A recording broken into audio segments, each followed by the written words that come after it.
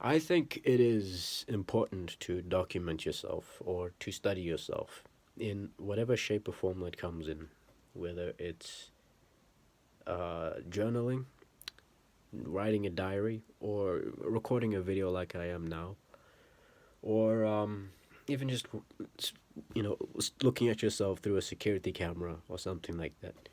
Just seeing yourself from a third perspective point of view, because we often have a very first person experience of ourselves.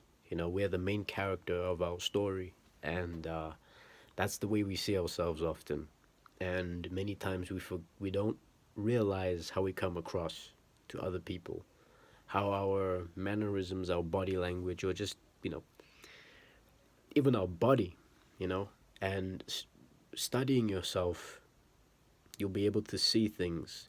It's the art of looking at yourself from a personal perspective to an objective perspective. Because sometimes when you do see what other people see about you, it can be an uncomfortable truth, an uncomfortable thing that you realize, like, oh, the thing that I thought I was doing isn't actually what I was doing. But it's a very important thing. It's a very important thing. It's a skill that I learned through practicing dancing. One thing that I do is I like to practice in the mirror when I'm creating a performance. I like to do that so I can perfect my movement. And then afterwards, I record myself doing that performance without the mirror, just to see what I look like, and so that it becomes real muscle memory. Because just looking at myself in the mirror, I don't create that muscle memory. I'm just looking at the visuals of what I want the end result to look like. But creating that muscle memory, that practice, because sometimes you find exactly what you want through practice. You find something new about yourself. Like maybe you're speaking to the camera and maybe you're a bit boring at first. You don't really know how to talk to the camera. Like right now, I'm looking at myself. After watching this, I'm going to be observing myself. And maybe there's something I'm going to do. Maybe I'm going to point at the camera and I'll be like, okay, this is very effective. The way I'm pointing at this camera, this is an effective move. I should use that more often. See?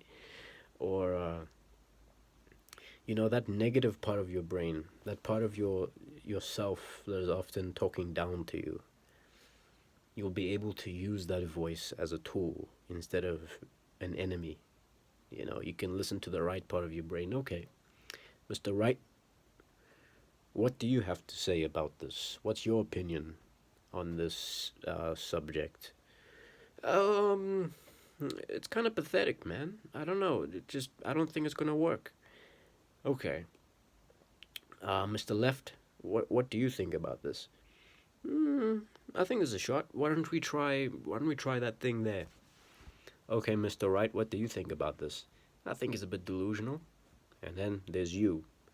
Uh, I think both of you are right, but let's try it anyways. See? And yeah, I think that's what I wanted to realize. Like, it's really studying yourself so that you can bridge the gap between the version that you are now to the version of yourself that you want to be. You look at your body and you realize, does my body truly complement my spirit?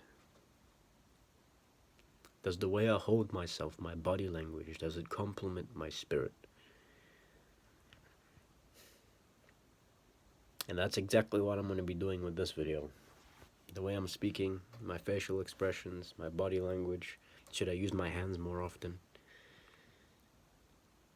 Does it complement the way the person inside of me wants to bring out into the universe? Because it's not who you are underneath.